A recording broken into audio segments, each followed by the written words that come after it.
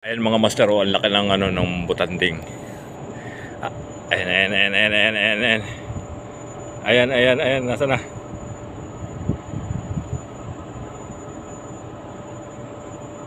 Lumitaw siya kanina. Ayun. Ayun oh. Laki ng palikpik oh. Oh ha. Pinagkakaguluhan sila ng ano ng mga isda. Ayun. Oh, dami.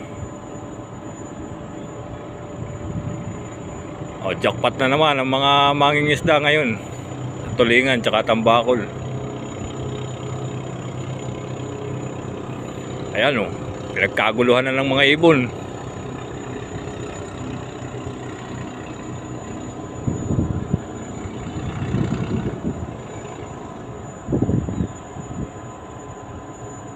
Ay, nawala, lumubog.